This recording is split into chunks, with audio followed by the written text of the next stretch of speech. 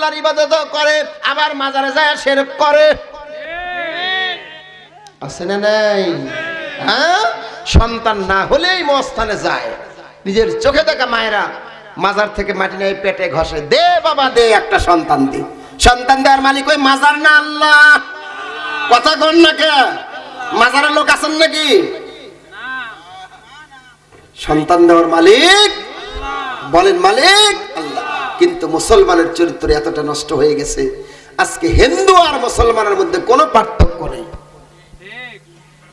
একজন বললেন মুসলমান আর হিন্দু মে कोई फर्क नहीं है, अगर फर्क है सिर्फ ये है, मुसलमान ने मिट्टी के बीज रख कर पूजा करता है और हिंदू ने मिट्टी के ऊपर रख कर पूजा करता है। आज के मुसलमान हिंदुर मध्य कोनो पार्थक्य নাই, সবাই একাকার হয়ে গেছে, মিশে গেছে। মুসলমান হিন্দুর মধ্যে পার্থক্য একটাই দেখা যায়, মুসলমানরা মাটির নিচে রেখে পূজা করে আর হিন্দুরা মাটির উপরে রেখে পূজা করে। ঠিক কি না? কথা বলেন। মুসলমানদের এত বাবা, হিন্দুদের খালি মা, মুসলমানদের খালি বাবা। ঠিক কি না? শালি বাবা, ফতালি বাবা, ডেংটা বাবা, কেবলা কাবা, ওরে বাবা, খালি বাবা। একজনের বাপ কয়টা হয়? আমাদের বাপ মোটে তিনটা। কয়টা? তিনটা। কয়টা? আদম আলাইহিস সালাম আমাদের আদি পিতা, আর জাতির পিতা হযরত ইব্রাহিম আলাইহিস সালাম, আর জন্মদাতা পিতা হচ্ছে আমাদের আব্বা। ঠিক কি না? জাতির পিতাকে আবার জানি উল্টা পাল্টা করেন না। জাতির পিতা বাইরে, আমি সেদিকে আমি যাব না, শুধু আপনাকে টাচ দিয়ে যাচ্ছি বন্ধু, তোমাকে বুঝে দিয়ে যাচ্ছি বন্ধুরে। খবরদার খবরদার, আল্লাহর নবীর সুন্দর করে বলেন আরব্য বেদিনকে চারটা আমল। এক নম্বর তাবুদুল্লাহ ওয়ালা তুশরিকু বিহি শাইয়্যা, খবরদার আল্লাহর ইবাদত করবে, আল্লাহর সাথে কাউকে শরীক করবা। হাত চুলকায় আর কয় টাকা আসতেছে, হাত থেকে পাতিল পড়ে গেছে, কয় জামাই আসতেছে, শনিবারে বাঁশ কাটা হবে না, আছে না নাই? টাটকা শিরক, টাটকা শিরক। আল্লাহ কয় বান্দা এই পৃথিবী পরিমাণ গুনাহ করে তুই আমার কাছে আয়, আমি আল্লাহ পৃথিবী পরিমাণ ক্ষমা নিয়ে তোর সঙ্গে সাক্ষাৎ করব, কিন্তু সাবধান ওই গুনার মধ্যে যেন শিরকের গুনাহ না থাকে, কারণ আমার আল্লাহ শিরকের গুনাহকে ক্ষমা করে। সুতরাং ক্ষমা পাওয়ার জন্য শিরক ছাড়তেই হবে। আরব বেদুনকে এবার আল্লাহ নবী বললেন, পৃথিবীর মানুষ শোনো, আল্লাহর ইবাদত করো, শিরক করো না। তুকিমাস সালাতাল মাকতুবাতা, 5 ওয়াক্ত নামাজ পড়ো। শুনতেছেন? 5 ওয়াক্ত নামাজ পড়ো। তুআদ্দিয়া যাকাতাল মাফরুজাতা, সম্পদ থাকলে ফরজ যাকাত দিও।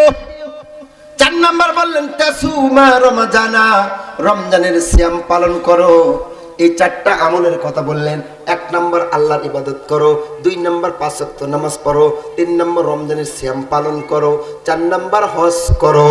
এই কয়টা ইবাদত যদি করতে পারো, আল্লাহর নবী এই কথা বলার পরে পরে ওই আরব বেদুইন বলল, আল্লাহে আল্লাহর কসম, লা আজিদু আলা হাযা শাইয়ান ওয়ালা আনকুসু মিনহু, নবী গো যেই কয়টা আমলের কথা বললেন, এই আমলগুলোর কমও করব না, বেশিও করব না, যা বললেন তাই করব। এই কথা বলার পরে ফালাম্মা আল্লাহ, লোকটা যখন হাঁটি হাঁটি পা পা করে নবীর কাছ থেকে বিদায় নিয়ে গেল, আল্লাহ নবী সাহাবাদেরকে ডেকে বলেন, সাহাবারা ও মানে সাহাবারা শোনে, মান সাররাহু আইয়ানজুরা ইলা রাসূলিন মিন আহলিল জান্নাহ, তোমাদের মধ্যে কি এমন কোন ভাই আছে যেই ভাইটা দুনিয়ার বুকেই কোন জান্নাতি মানুষকে দেখতে চায়? সাহাবারা বলল, ইয়া রাসূলুল্লাহ, ইয়া হাবিবাল্লাহ, আমরা দুনিয়াতে জান্নাতি মানুষ দেখতে চাই। আল্লাহ নবী বলেন, এই লোকটার দিকে তাকাও, আমি যে 4টা আমলের কথা বললাম, ওই লোক আমার সঙ্গে শপথ করলো, ওয়াদা করলো, ওই লোক এই 4টার কমও করবে না, বেশি করবে না। সত্যিকার অর্থে যদি এই 4টা আমল যদি করতে পারে, আমি রাসূল বললাম ওই লোকটা দুনিয়াতেই জান্নাতি। ভাইজান গো, ওই লোকটা 4টা আমল করে যদি দুনিয়াতেই জান্নাতি হতে পারে, আমি তুমি আল্লাহর এই 4টা কাজ করে জান্নাতি হতে পারবো কিনা? পারবো না? ইনশাআল্লাহ বলেন। আর যদি ইনশাআল্লাহ। সুতরাং 4 নাম্বার ওয়াজ গেল, বেশি বেশি করে নামাজ পড়বেন, নিজে পড়বেন, বিবিকে পড়াবেন, বাচ্চাকে পড়াবেন। কিন্তু গার্জিয়ান কয়, হুজুর গো ঠান্ডার মধ্যে বাচ্চা তুললে ঠান্ডা লাগবে, জল লাগবে। ভাইজান গো, তোমার সন্তানকে যে নামাজের কথা বলতেছো না, বেনামাজি হয়ে তোমার সন্তান যদি আল্লাহর ডাকে সাড়া দেয়, বেনামাজি হওয়ার কারণে তোমার সন্তানকে আল্লাহ পাক জাহান্নামের আগুনের মধ্যে দাউ দাউ করে জ্বালাবে, পোড়াবে, তুমি আব্বা কেমনে সহ্য করবা? তুমি মা কেমনে সহ্য করবা? সবচেয়ে বড় কথা হলো তোমার সন্তানকে যদি নামাজের কথা না বলো, তোমার সন্তান মারা যাওয়ার পরে আল্লাহর কাছে যাবে।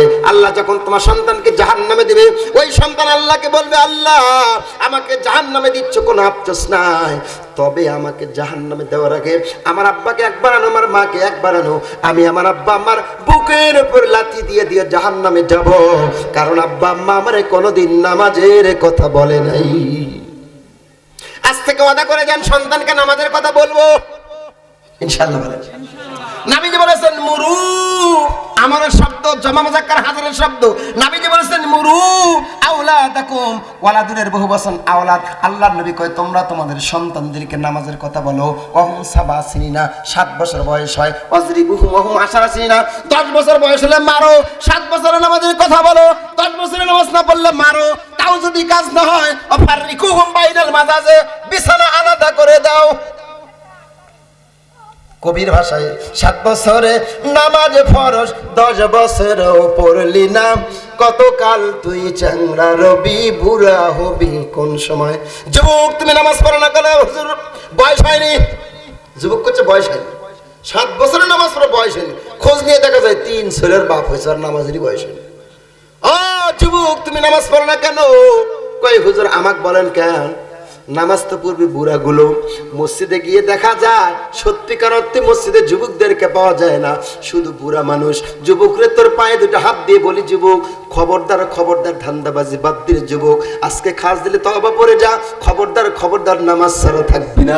তোর মতো কত যুবক গাড়ি চাপা পড়ে মারা গেছে, তোর মতো কত যুবক ট্রেন অ্যাক্সিডেন্ট করে মারা গেছে। তোর কাছে আমার কাছে কখন জানি মালাকুল মউত এসে সিটিটা হাতে তুলে দিয়ে যাবে, তোর জানটা কবজ করে নিয়ে যাবে। তুমিও মরবা, আমিও মরবো, কেউ দুনিয়ায় থাকবো না। সেই মৃত্যুটা কখন হবে কেউ তো জানে না। এই জন্য বাজান তোমার আমি অনুরোধ করে যাই, ভাইজান খবরদার খবরদার, আজকের এই অস্ত্র শোনার পর আর কখনো কোনো সময়ের জন্য 5 ওয়াক্ত নামাজ ছেড়ে দিবেন না ইনশাআল্লাহ বলেন।